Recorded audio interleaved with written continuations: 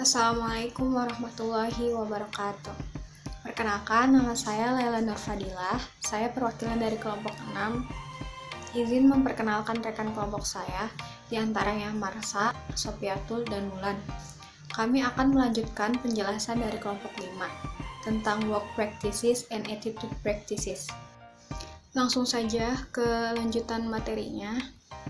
Seperti yang sudah dijelaskan oleh kelompok 5, bahwa etos dapat diartikan sebagai respon manusia terhadap kehidupan, kualitas manusia dalam bekerja, serta karakter manusia dalam melakukan pekerjaannya.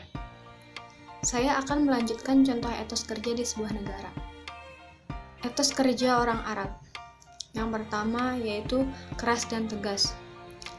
Orang Arab sebagian besar memiliki suara keras, maksudnya tegas.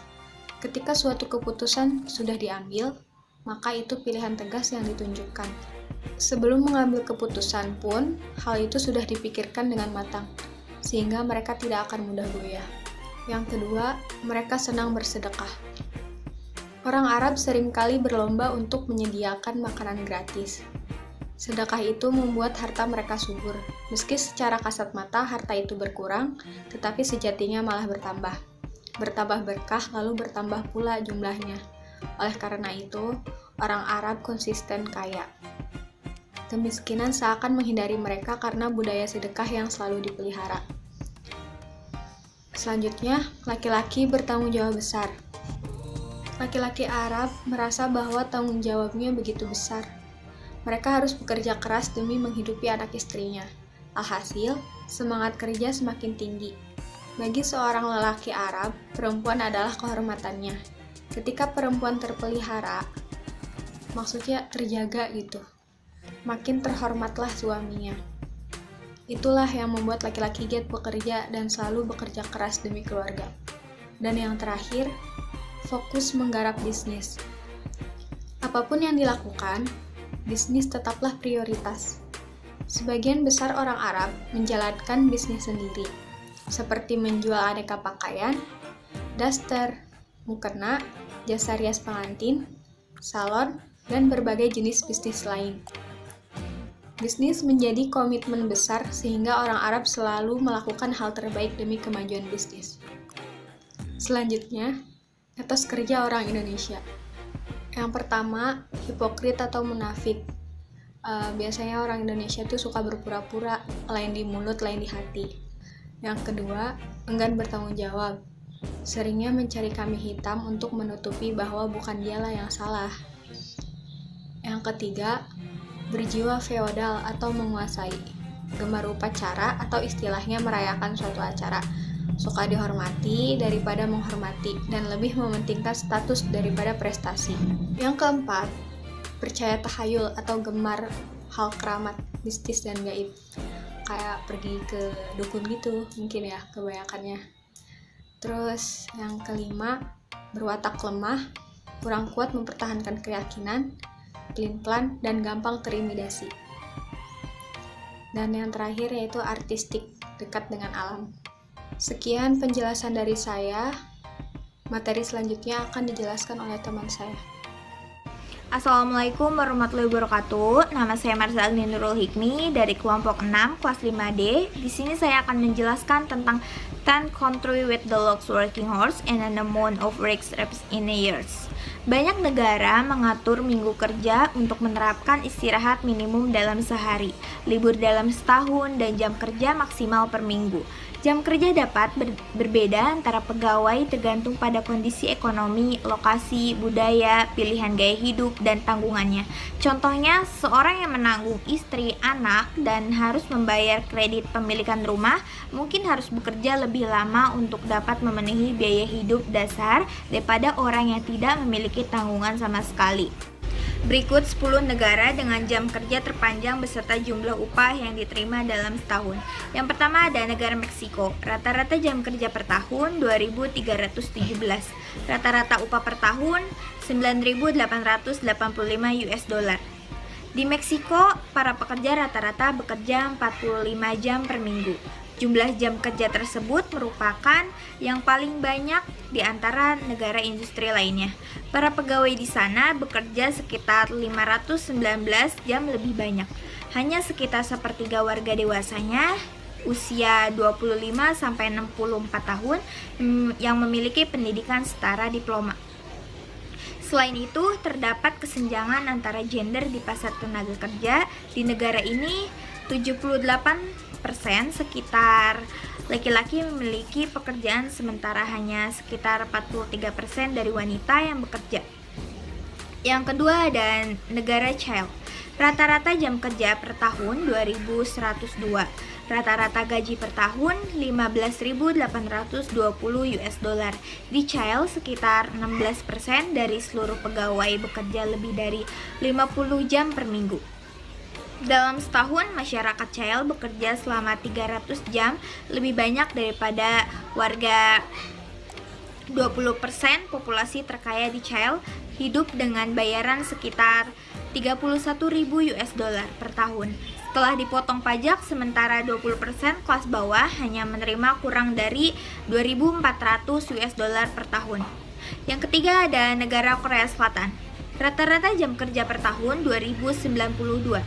Rata-rata gaji per tahun 35.406 US dollar.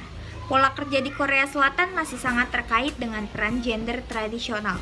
Sekitar 75% dari seluruh laki-laki di Korea memiliki pekerjaan, sementara hanya 53% wanita yang melakukan hal serupa.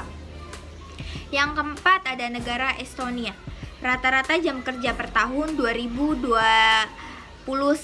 Rata-rata gaji per tahunnya 17.323 US dollar.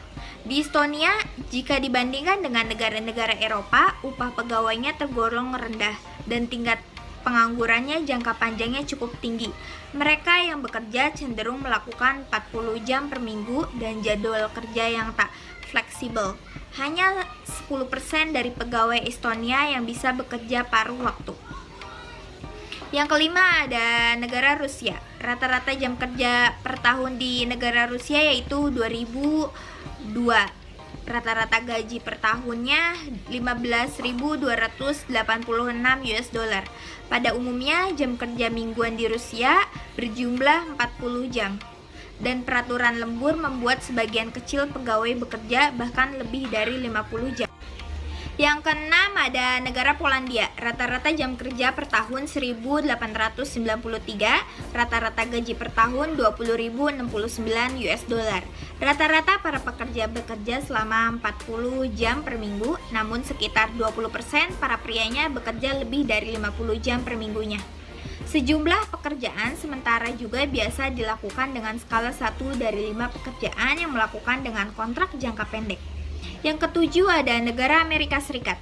Rata-rata jam kerja per tahunnya yaitu 1.798 dengan rata-rata gaji per tahun 54.450 US dollar.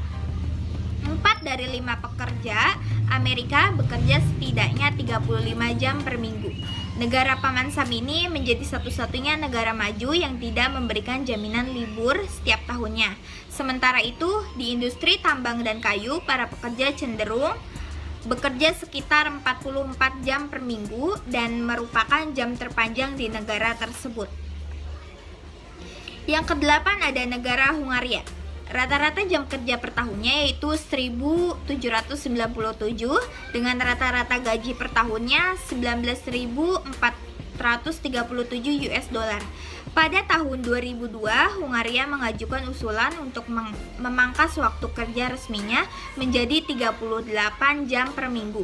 Namun usulan tersebut tak pernah menjadi undang-undang resmi dan sekitar 71% pegawai Hungaria masih bekerja sekitar 39 sampai 41 per minggu. Kesembilan ada negara Jepang. Rata-rata jam kerja per tahun 1.765, rata-rata gaji per tahunnya 35.143 US dollar. Negeri Sakura ini telah lama terkenal dengan jam kerja panjangnya pada tahun 2012. Rata-rata jam kerja penduduk Jepang membuat Jepang menempati peringkat 9 dalam daftar ini. Namun jam kerja panjang di Jepang telah banyak menurun. Sejak 1990-an, para pekerja di sana bekerja sekitar 1910 jam per. Yang terakhir, ke-10, negara Slovakia. Rata-rata jam kerja per tahun 1749, rata-rata gaji per tahun 19.068 US dollar. Serupa dengan Rusia. Bekerja paruh waktu nyaris tak ditemukan di negara ini. Hanya sekitar 4% dari pegawai di Slovakia yang bekerja kurang dari 30 jam per minggu.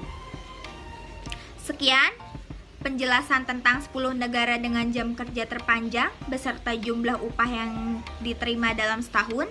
Terima kasih. Wassalamualaikum warahmatullahi wabarakatuh. Assalamualaikum warahmatullahi wabarakatuh. My name is Sofiatul Umah. Here, I want to tell you about the process of looking for a job. So, the process of looking for a job is first, work permit. Second, job vacancies. Third, job requirements. Fourth, interview. Fifth, salary. Sixth, culture. Seventh, course. Eighth, work politics. And 9, alternative. Well, if you have a job, you will be undergo the competition in the world of work. The competition in the world of work are first, on time. When you have a job, you should on time. The second is look neat. The third is change your routine. When you have a job, you should change your routine and you should arrange your time. The fourth is always be inspired. The fifth, stay active. When you have a job, you should stay active because so many people who try to competing in your job. And the sixth, eat healthy food. When you have busy with your job, you should eat unhealthy food in order your body can be keep healthy. And the last is be professional. When you have a job or work, you should be professional. Okay, that's all from me. I'm sorry if there is a mistake. The another explanation will be explained by Teh Wulan. Assalamualaikum warahmatullahi wabarakatuh. My name is Sulan Fitri Haryani. I'm from Group 6. I would like to tell you about the right criteria in the world of work. Jadi persaingan di lingkungan kerja memang tidak mudah. Banyak pengorbanan yang harus dilakukan agar tetap bertahan dan bersaing. Jika tidak mampu bersaing dan mengoptimalkan kemampuan, maka seseorang akan tertinggal dan karirnya akan jalan di tempat. Menghadapi situasi tersebut, diperlukan kemampuan dan strategi positif untuk dapat bersaing secara sehat di dunia pekerjaan. Menurut Ita D. Azli, Work and Family Life Consultant South Psychological Service, untuk bersaing di dunia kerja dibutuhkan beberapa kriteria. Yang pertama, dibutuhkan self-awareness untuk menyadari apa saja yang menjadi kekuatan dan kelemahan diri sendiri. Yang kedua, self-empowerment atau kemampuan untuk memberdayakan diri dengan segala bakat yang dimiliki. Untuk poin ketiga dan poin keempat ini saling berketerkaitan. Nah, yang ketiga ini, setelah pekerja terus berupaya memaksimalkan diri atau mengaktualisasikan potensi diri, maka ia akan dapat membangun kemampuan untuk manajemen diri atau self-management. Nah, kemampuan ini diperlukan agar ia mampu mengelola antara personal dan pekerjaan sehingga dapat bersikap secara profesional. Dan yang terakhir, ada self-relationship. Nah, self-relationship ini agar dapat terus mengenali dan mencari tahu bakat serta kemampuan untuk dikembangkan. Selain poin di atas, jika ingin bersaing secara sehat, diperlukan kemauan kuat untuk belajar, membuka wawasan, mengeksplorasi diri, dan mengembangkan diri. Keinginan untuk senantiasa belajar dari orang luar atau dari lingkungan kerja merupakan modal yang baik untuk bersaing dalam dunia kerja. Semakin banyak pengetahuan dan keterampilan yang dimiliki, maka individu akan semakin siap untuk bersaing di dunia kerja dengan individu yang lainnya. Sekian presentasi dari kelompok kami. Wassalamualaikum warahmatullahi wabarakatuh.